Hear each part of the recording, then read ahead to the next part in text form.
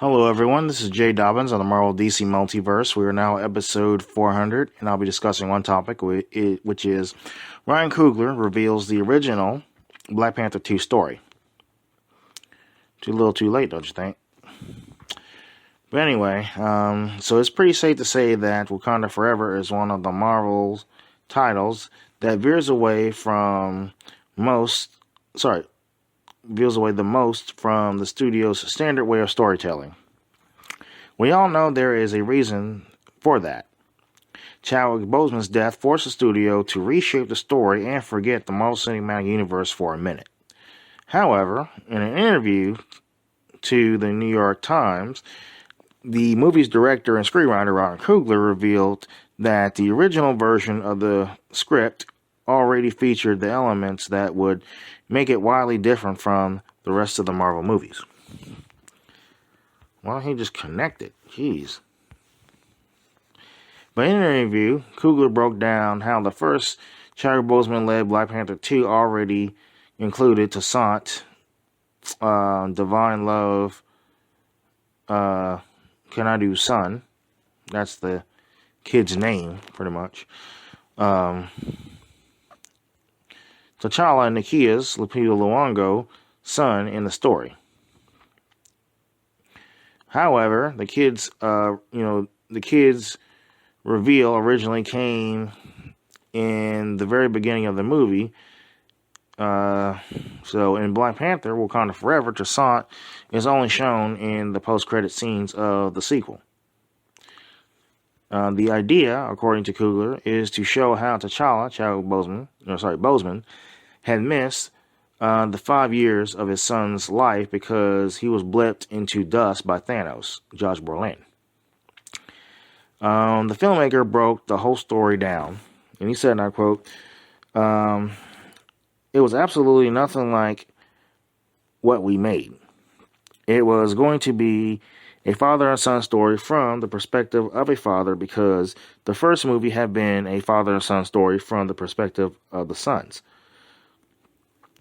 In the script, T'Challa was a dad who had this forced 5 years absence from his son's life because of the blip. The first scene was an animated sequence. You hear Nakia talking to Toussaint. She says, "Tell me what you know about your father."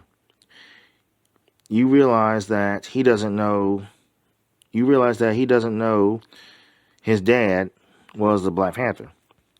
He's never met him, and Nakia is remarried to a Haitian dude. Then we cut to reality, and it's the night that everybody comes back from the blip. You see T'Challa meet the kid for the first time, end quote.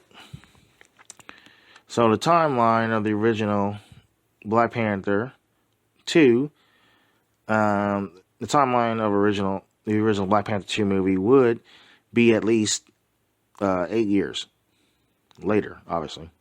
I mean, in the movie, of course. But as Coogler made it clear, the original Black Panther sequel started off with a bang that completely changed the way we saw T'Challa's return after half of humanity gets saved by the Avengers. But that wouldn't be all. Coogler also revealed there would be another time jump right after the first one. Then it cuts, he said, and I quote, "Then it cuts ahead 3 years, and T'Challa is essentially co-parenting.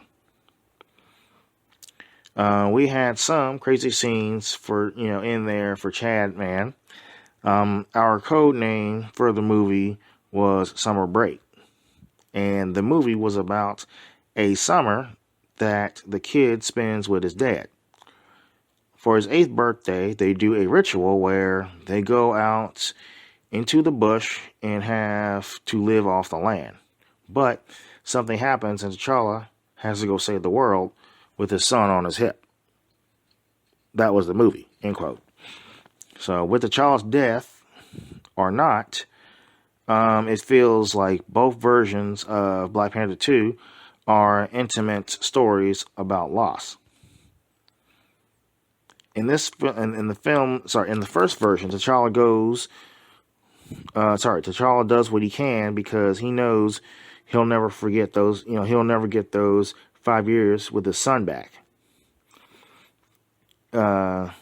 In the new version, Wakandans have to come to terms with the fact that their leader is gone, and Shuri, Letitia Wright, has to make do with the situation she's been given.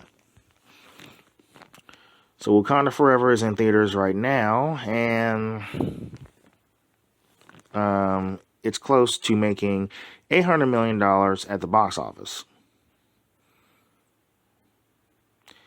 So Disney Plus is yet to announce when the blockbuster will, when the movie will be available to stream.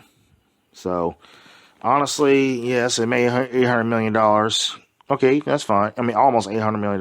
But, I'll be honest with you, it doesn't really matter, though, because it still doesn't change the fact that, a lot of people think that, it's going to make, it's going to, it's $800 million. It's a lot of money. I'm like, yeah, it doesn't matter, though. But they're forgetting about the money they put in promotions and advertisements, stuff like that. Now, the production budget money, they're going to get that back, no doubt. Because the production budget was $250 million. So that's how much it costs to make the film. But then but that's not counting the promotions, though.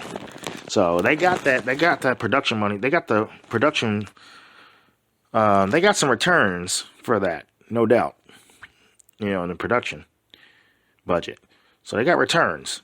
But, they still need $1 billion, So it's made profit, and it got returns, but it didn't succeed like the first one did. Remember, the first movie, a successor, remember, the first movie made $1.35 billion. The sequel has made less than its predecessor. So what does that tell you? Because normally sequels do better than their predecessors. That's what that's what happens. But obviously it's not the case. Like for example, Top Gun. Top Gun, probably made at least maybe $100 million, maybe a little less than that. And then 30 years later, it makes $1 billion. So this movie made more than the sequel made more than the first one, the original, So, however, this is not the case. And because they made one mistake, well, make that two. They didn't recast T'Challa. And on top of that, 3 mistakes. They didn't recast. 2, they killed him off. 3, they killed off Queen Ramona. So yeah, 3 mistakes that was made. And of course, the plot, because of that plot leak, everybody read it. Everybody read the plot leak, so they already knew, okay, this is what's going to happen, so what's the point of watching it, So, yeah, that's what hurt them too, I'm guessing whoever works in Marvel Studios needs to sign a contract not to disclose anything, not to tell anybody anything. Because, otherwise, you get more plot leaks. And that plot leak is what cost them. And then they're doing all these reshoots, all this other stuff. And I'm thinking like, okay, if they're going to reshoot, they should have just recast, or have an end credit scene where T'Challa's coming, where T'Challa comes from another universe. Therefore, he looks different. Therefore, you got a variant. Boom. That could have worked. Or they could just recast T'Challa, But a multiverse of T'Challa would have worked too, though. But they didn't do that, so whatever. So now, they shot themselves in the foot, and now this movie's not going to make $1 billion. Obviously. Because it's struggling. It's struggling to make $800 million. It struggled to make $600 million. So, there you go. But anyway, that concludes this topic. Feel free to visit us and like us on Facebook. We're available on iTunes, Google Play Music app, Spotify, and of course YouTube. And by the way, I hope everyone's enjoying the new year.